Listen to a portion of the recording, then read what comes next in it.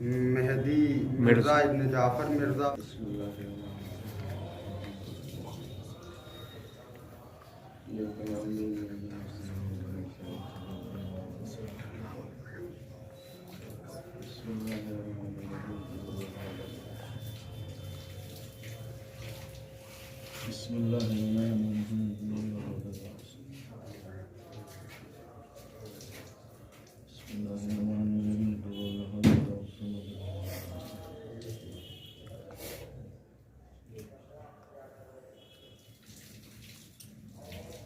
فاتحہ.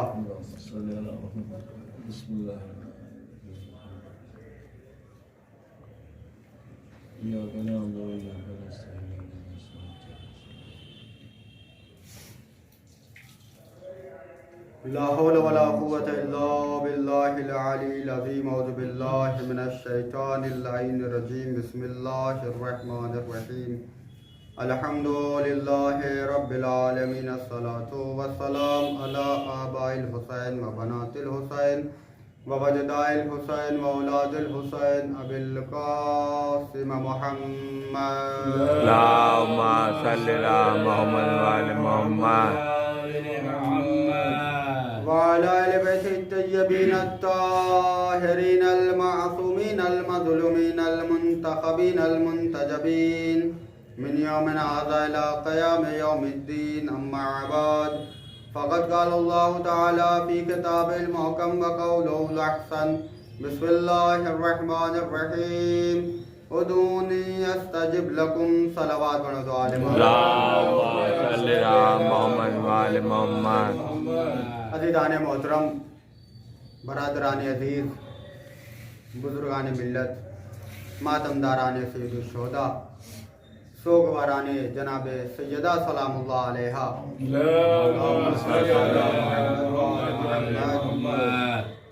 عزیزان محترم، میں نے جس آیت کو آپ کے سامنے پیش کیا ہے، اس آیت میں خدا وند متعال ارشاد فرماتا ہے کہ ادعونی استجب لکم، تم مجھ سے دعا کرو میں مستجاب کروں گا. اب اللہ نے یہ خطاب تمام کے تمام بندوں سے خود کیا ہے قرآن کے ذریعے. کوئی انکار نہیں کر سکتا. اللہ کہہ رہا ہے میرے بندے ہو تو میرے دہلیز پر سر جھکاؤ، مجھ سے طلب کرو، مجھ سے مانگو، میں عطا کروں گا. میرے علاوہ کسی اور کے دہلیز پر جانے کی ضرورت نہیں ہے. یعنی روزے اول سے لے کے آخر تک اللہ نے یہ نظام بنا دیا ہے کہ اگر تمہیں کسی بھی چیز کی ضرورت پڑے تو تم کسی اور کے دہلیز پر نہ جانا، تم اسی کے دہلیز پر جانا جس نے تمہیں پیدا کیا ہے، جس نے تمہیں پیدا کیا ہے.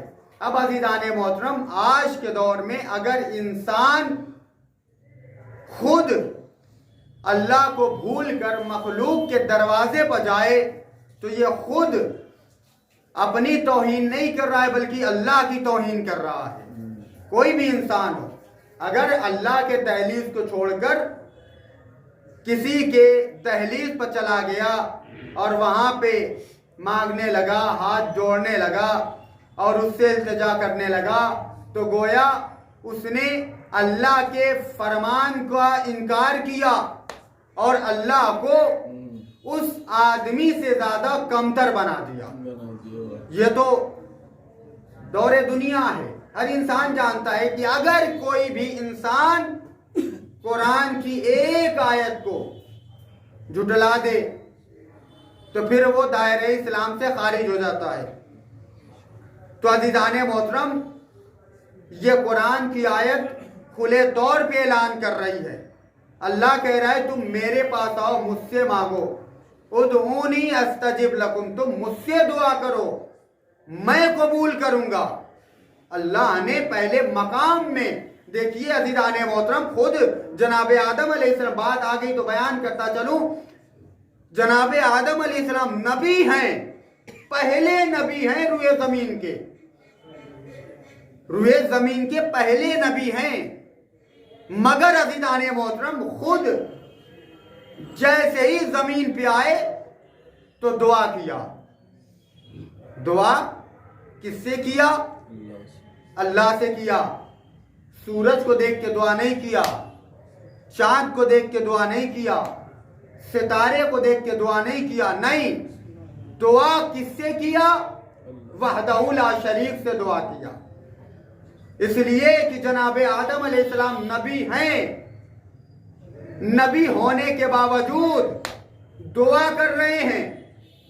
तो अज़ीज़ाने मोहतरम, जब नबी होकर नबी अल्लाह का दामन नहीं छोड़ सकता तो हम तो नबी से भी कमतर हैं। हमारी औकात क्या है कि हम अल्लाह के दामन को छोड़ दें? इसलिए कि जितने भी नबी आए हैं, तमाम के तमाम नबी दुनिया में आकर सिर्फ और सिर्फ अपने उम्मतियों की हिदायत की है, राह रास्त पर आए हैं। हर नबी का काम ये था कि जब जमीन पे आए तो हिदायत के लिए आए, उम्मतियों को सीधा रास्ता दिखाया, सही रास्ता बताया। ये नहीं सोचा, इसलिए कि नबी के पास हुकूमत भी थी, मौजज़ा भी था, तख्त भी था, ताज भी था, इल्म भी था, हुनर भी था, तकवा भी था, यानी तमाम की तमाम चीजें नबी के पास पाई जाती थी। मगर जब भी कोई इंसान नबी के पास जाता था कुछ लेने के लिए, नबी का किरदार ये है, नबी के पास कोई भी इंसान कुछ लेने के लिए जाता था तो नबी फौरन ही दस्ते दुआ बुलंद करते थे, परवरदिगार के सामने सजदे शुक्र अदा करते थे, उसके बाद उसके लिए दुआ करते थे। हर नबी का दस्तूर यही रहा है। कोई नबी ऐसे नहीं है कि अगर कोई, और आज के दौर में आप लोग जानते हैं कि किसी के दहलीज पर जब कोई चला जाता है तो फिर वो खुद खुदा अपने आप को समझने लगता है। ये दस्तूर ज़माना है। इसलिए कि जब भी आप किसी से तलब कीजिए तो ये सोच लीजिए कि हम किसी से आज मांग रहे हैं तो यही इंसान पूरे माशरे में मेरी इज्जत को बर्बाद कर देगा। इस बात का ख्याल रखना चाहिए। इसलिए कि खुद अल्लाह ने जब कुरान में साफ तौर पे ऐलान कर दिया है कि तुम किसी से ना मांगो, जब भी मांगना हो तो मेरे पास आओ, मुझसे मांगो, मैं कबूल करूंगा, मैं मदद करूंगा, मैं तुम्हारी दुआओं को मुस्तजाब करने वाला हूं। अल्लाह के अलावा कोई चैलेंज नहीं कर रहा है कि मैं दुआओं को मुस्तजाब करूंगा सिवाय परवरदिगार के। परवरदिगार कर रहा है। जो भी चैलेंज परवरदिगार ने किया है वो रहती दुनिया में कोई बंदा ये चैलेंज नहीं कर सकता है। इसलिए कि जब भी कोई अपनी दुआ अल्लाह तक पहुंचाता है तो खुद बखुद किसी ऐसे शख्स का वसीला लेता है जिसको अल्लाह सबसे ज़्यादा पसंद करता है। इसलिए कि आप लोग जानते हैं कि पहली मंजिल थी जनाबे आदम अलैहिस्सलाम की। जब जनाबे आदम अलैहिस्सलाम ने दुआ किया था तो जनाबे आदम अलैहिस्सलाम खुद दुआ कर रहे हैं, अल्लाह से बार बार दुआ कर रहे हैं, अल्लाह से बार बार दुआ कर रहे हैं, मगर अल्लाह ने वहाँ पे एक जरिया बताया, एक ओहदा बताया, एक ऐसा बाफजीलत नाम बताया कि जिसके नाम की वजह से आज पूरे दुनिया में जनाबे आदम का नाम हो रहा है। जिसके नाम की वजह से पूरे दुनिया में जनाबे आदम का नाम हो रहा है। इसलिए कि जब जनाबे आदम अलैहिस्सलाम का पुतला तैयार हो गया, जनाबे आदम अलैहिस्सलाम के पुतले में रूह फूंक दी गई, उसके बाद जनाबे आदम अलैहिस्सलाम ने जब चमकते हुए नूर को देखा तो जनाबे आदम अलैहिस्सलाम ने खुद परवरदिगार से पूछा कि परवरदिगार आखिर वजह क्या है? मैं जब से खल्क हुआ हूँ, जब से तूने मुझे पैदा किया है, मैं यही देख रहा हूँ कि मेरे सामने कुछ नूर हैं जो चमक रहे हैं, कुछ नूर हैं जो चमक रहे हैं, आखिर वजह क्या है? परवरदिगार ये बता, क्या तू इस नूर को मेरी वजह से बनाया है? ये जुमला जनाबे आदम अलैहिस्सलाम का है। जनाबे आदम अलैहिस्सलाम ने कहा, परवरदिगार क्या तू इस नूर को मेरी वजह से बनाया है? अल्लाह ने कहा कि आदम खबरदार ऐसी बात ना करना, बल्कि میں نے تمہاری وجہ سے اس نور کو نہیں بنایا بلکہ اس نور کی وجہ سے تمہیں بنایا. ایک صلوات پڑھے محمد. اللہم صلی علی محمد وآل محمد. میں اس نور کی وجہ سے تمہیں بنایا ہوں. اس لیے کہ جناب آدم علیہ السلام پہلے نبی ہیں. وہ نبی ہیں جس نبی کے سلبوں سے ہوتا ہوا پنجتن کا نور آیا. پنجتن میں سوائے جناب سیدہ کے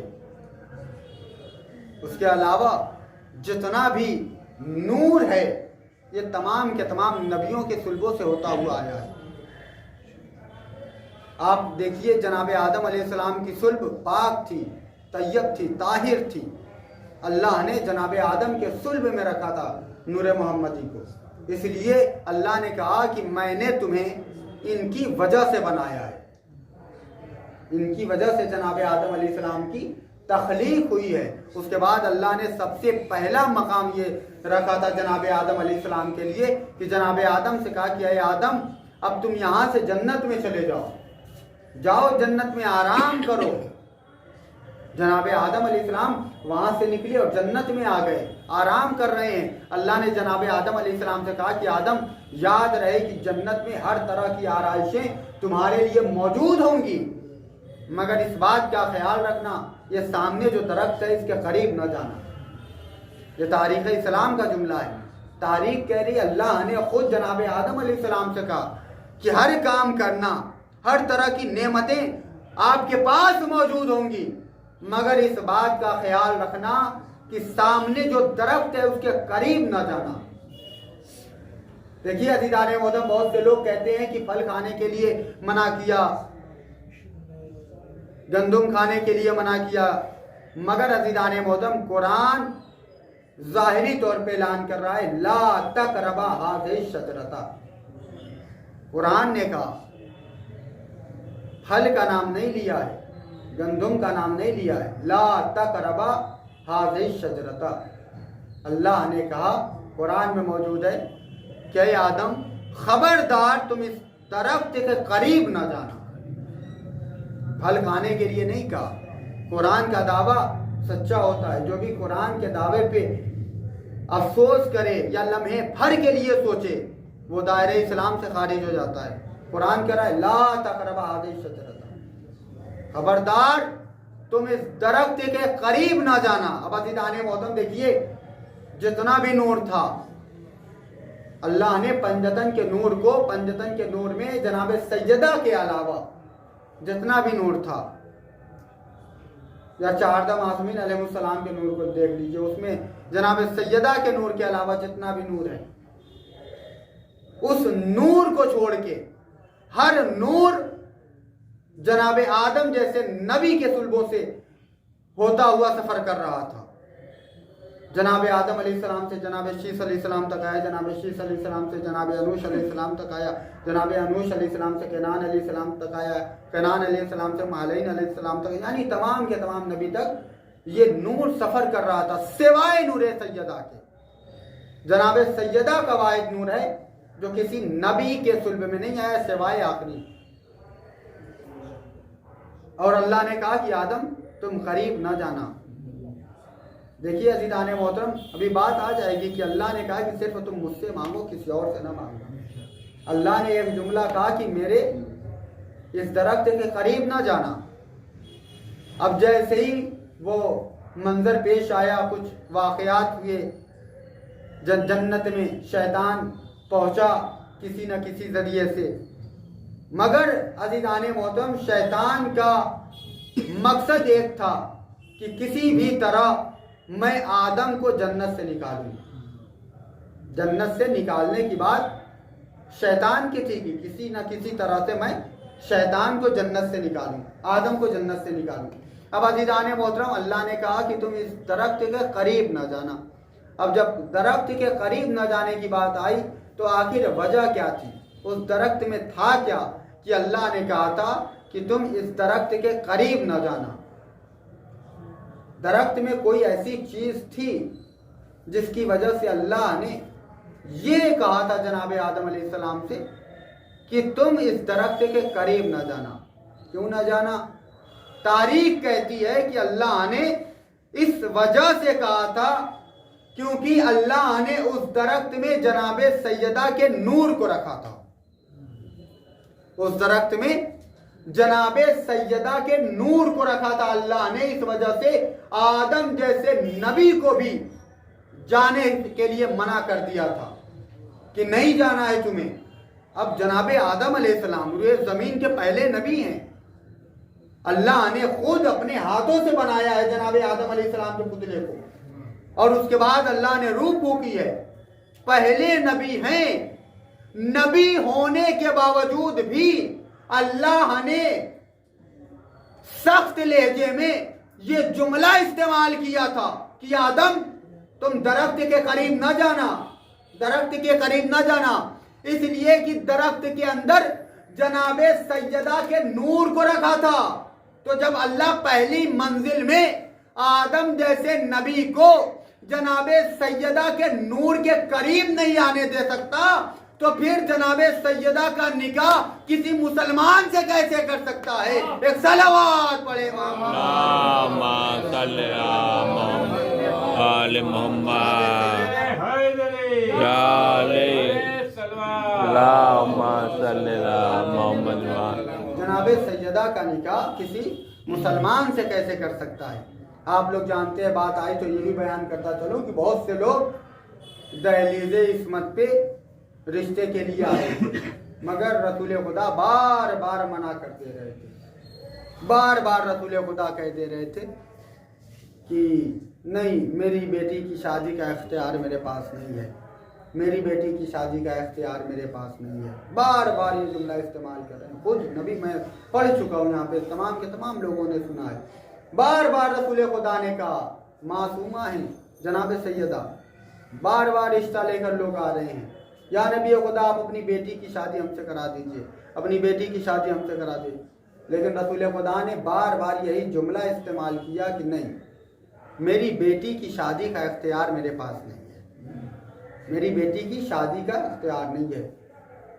تو جب بار بار یہ جملہ استعمال ہونے لگا, رسول خدا بار بار یہ جملہ استعمال کرنے لگے کہ نہیں, میری بیٹی کی شادی کا اختیار میرے پاس نہیں ہے, تو ان لوگوں نے سخت لہجے میں رسول خدا سے کہا, یا نبی خدا بس اتنا بتائیے, سورج پلٹانے کا اختیار ہے, بیٹی کی شادی کا اختیار نہیں ہے.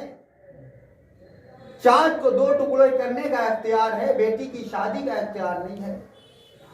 ستارے کو دہلیز پر بلانے کا اختیار ہے, بیٹی کی شادی کا اختیار نہیں ہے. جب یہ لفظ استعمال کیا تو رسول خدا نے کہا, خبردار ایسی بات نہ کرنا, اس لیے کہ میں روئے زمین پر تمہیں مسلمان بنانے کے لیے آیا ہوں, معصوم بنانے کے لیے نہیں آیا ہوں. اس لیے کہ میری بیٹی ہے معصومہ, اور میری بیٹی کی شادی معصوم سے ہوگی, مسلمان سے نہیں ہوگی. ایک صلوات پڑھے. میری بیٹی کی شادی مسلمان سے نہیں ہوگی, معصوم سے ہوگی. اس لیے کہ اللہ نے خود مولا علی علیہ السلام کا جناب سیدہ سلام اللہ علیہا کے ساتھ عرش پر نکاح کیا تھا.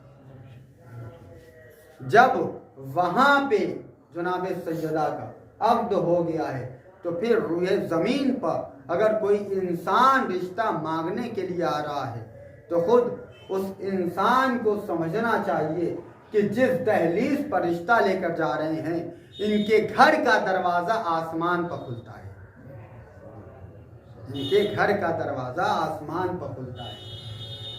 آپ لوگ جانتے ہیں. اس لیے کہ جب بھی دعا کریں تو اللہ سے دعا کریں. اللہ دعا کرنے والا ہے, دعا کو قبول کرنے والا ہے, اللہ دعاؤں کو مستجاب کرنے والا ہے. کوئی بھی انسان ہو, جب بھی دعا کرے تو اللہ سے دعا کرے. ہاں, اگر انسان صرف اللہ سے دعا کرے گا اور اہل بیت کا واسطہ نہیں دے گا تو اللہ اس کی دعا قبول نہیں کرے گا. اللہ اس کی دعا کبھی قبول نہیں کر سکتا جب تک انسان اپنی دعاؤں میں پنجتن کا واسطہ نہ دے, اہل بیت کا واسطہ نہ دے, تب تک اللہ اس کی دعاؤں کو قبول نہیں کر سکتا ہے. اس لیے کہ جناب آدم علیہ السلام جب روئے زمین پہ آئے تو دعائیں کی, مگر اللہ نے نہیں قبول کیا تھا. اللہ نے ہمیں یہ درس میں پڑھایا بھی جاتا ہے کہ اگر انسان اپنی آواز اللہ تک پہنچانا چاہتا ہے تو اس کو چاہیے کہ پہلے وہ پنجتن کا واسطہ دے. جب تک انسان پنجتن کا واسطہ نہیں دے گا اس کی دعا قبول نہیں ہوگی. اس لیے کہ پنجتن وہ ہیں جنہوں نے اللہ کو دنیا بھر میں پہچانوایا. پورے دنیا میں اگر اللہ کو جس نے بھی پہچانا ہے وہ صرف اور صرف پنجتن کی وجہ سے پہچانا ہے. اس وجہ سے اللہ نے بہت محبت کی ہے پنجتن سے. سارا اختیار دے دیا ہے اللہ نے پنجتن کو. جو اختیار اللہ کے پاس ہے وہ اختیار اللہ نے پنجتن کو دے دیا ہے. اللہ کے پاس موت دینے کا اختیار ہے تو پنجتن کے پاس بھی موت دینے کا اختیار ہے. اللہ کے پاس حیات دینے کا اختیار ہے تو پنجتن کے پاس بھی حیات دینے کا اختیار ہے. اللہ کے پاس سورج نکالنے کا اختیار ہے تو پنجتن کے پاس بھی سورج نکالنے کا اختیار ہے. اللہ کے پاس سورج پلٹانے کا اختیار ہے تو پنجتن کے پاس بھی سورج پلٹانے کا اختیار ہے. بس فرق یہ ہے کہ ایک خالق ہے ایک مخلوق ہے. ہر چیز کا خیال رکھیے گا. مولا علی علیہ السلام سے پوچھا گیا کہ مولا بس یہ آخری بات اس کے بعد رحمت تمام ہو جائے گی. مولا علی علیہ السلام سے پوچھا گیا کہ اے علی کیا آپ کے لیے بھی کوئی مشکل ہے؟ مشکل کشا ہے مولا علی علیہ السلام. مولا علی علیہ السلام سے پوچھا گیا اے علی آپ بتائیے کیا آپ کے لیے بھی کوئی مشکل ہے؟ مولا علی علیہ السلام سے جیسے یہ جملہ استعمال کیا تو مولا علی علیہ السلام نے کہا کہ میں مشکل کشا ہوں. میں دنیا والوں کی مشکلیں آسان کرتا ہوں مگر میرے لیے بھی ایک مشکل ہے. لوگوں نے حیرت میں ہو کے مولا سے سوال کیا مولا وہ مشکل کون سی ہے؟ مولا نے کہا کہ میں کیسے بتاؤں بندوں کو کہ میں بندہ ہوں. میں کیسے بتاؤں بندوں کو کہ میں بندہ ہوں. اس لیے کہ خود جس اللہ نے مجھے پیدا کیا ہے لوگ مجھے اس جیسا بنا دیتے ہیں. جس اللہ نے مجھے پیدا کیا ہے لوگ یعنی بندے مجھے اس جیسا بنا دیتے ہیں. یہی مشکل ہے میرے لیے. اس لیے کہ میں بار بار سمجھاتا ہوں مولا علی علیہ السلام کا مقام ہے جب بھی انسان دعا کرے تو اہل بیت کا سہارا لے. اس لیے کہ اہل بیت نے اللہ کو پہچانوایا ہے اپنے گلوں کو کٹا کے. آپ لوگ جانتے ہیں کہ جب دین پر مصیبت آئی سب سے پہلے اہل بیت اطہار آگے بڑھے ہیں دین پر قربانی دینے کے لیے. آپ لوگ جانتے ہیں کہ دین کو بچانے کے لیے مولا حسین علیہ السلام نے کربلا کا مارکا بپا کیا. دین کو بچانے کے لیے مولا حسین علیہ السلام نے اکبر جیسا جوان قربان کیا. اللہ اکبر. آزادارو بس تمام ہو گئی مجلس. رونے کے لیے آمادہ ہو جائیے. اس لیے کہ کربلا کوئی عام چیز نہیں ہے. جب بھی انسان کربلا کا نام سنتا ہے تو بے ساختہ اشک سے اشک جاری ہو جاتا ہے. یقین مانیے کہ اگر انسان آپ لوگ کربلا میں ہوتے تو پھر امام حسین علیہ السلام کی مظلومیت کو یاد کرتے کہ کس طرح مولا حسین اپنے 6 مہینے کے بچے کو اپنے ہاتھوں پر لے کر جا رہے ہیں اور فوج یزید سے پانی طلب کر رہے ہیں مگر کوئی بھی فوج یزید کا شخص آگے نہیں بڑھ رہا ہے. کوئی یہ نہیں سوچ رہا ہے کہ 6 مہینے کا بچہ ہے, ماں کا دودھ خشک ہو گیا ہے, لاؤ اس بچے کو پانی پلا دیا جائے. ہاں آزادارو کوئی آگے نہ بڑھا. مولا حسین علیہ السلام نے 6 مہینے کے بچے کو جلتی ہوئی زمین پر لٹا دیے. آزادارو آپ لوگ سنتے رہتے ہیں کہ کربلا کی زمین ایسی تھی کہ اگر ایک دانہ گر جاتا تھا تو بھن جایا کرتا تھا. اللہ اکبر. جلتی ہوئی زمین پر جناب امام حسین علیہ السلام نے جناب علی اصغر کو کیسے لٹایا ہوگا. ہاں آزادارو جب پانی نہ آیا تو مولا حسین علیہ السلام نے علی اصغر کو اپنے ہاتھوں پر اٹھایا. میں کہوں گا مولا صبر ہو صبر، کس طرح سے آپ نے جناب علی اصغر کو اٹھایا ہوگا. ہاں عزادارو، اتنے میں مولا نے ایک جملہ کہا، اے اصغر تم بھی تو حجت خدا ہو، اپنی حجت ان ظالموں پر تمام کر دو. ہاں عزادارو، جیسے جملہ کہنا تھا جناب علی اصغر نے اپنی ننھی سی زبان اپنے ہونٹوں پر گھمانا شروع کیا. ہاں عزادارو، قیامت آ گئی. ارے فوج یزید میں کوہرام مچ گیا اور ملا کا تیر چلا. 3 بار کا تیر تھا، جناب علی اصغر کے گلے پر لگا. جناب علی اصغر اپنے بابا کے ہاتھ پر شہید ہو گئے. مولا حسین نے علی اصغر کے خون کو لیا. ارے چاہا کہ آسمان کی طرف پھینکو، مگر آسمان نے بھی آواز دی، اے حسین اگر اس بچے کا ایک بھی قطرہ خون ہماری طرف آیا تو تا قیامت بارش نہ ہوگی. آزادارو، مولا نے چاہا کہ زمین کی طرف پھینکو، مگر زمین نے بھی آواز دی. اے آزادارو، جیسے جملہ سننا تھا مولا نے خون علی اصغر کو اپنے چہرے پر ملا. ملنے کے بعد ایک جملہ کا انکار آسماں کو ہے، راضی زمین نہیں.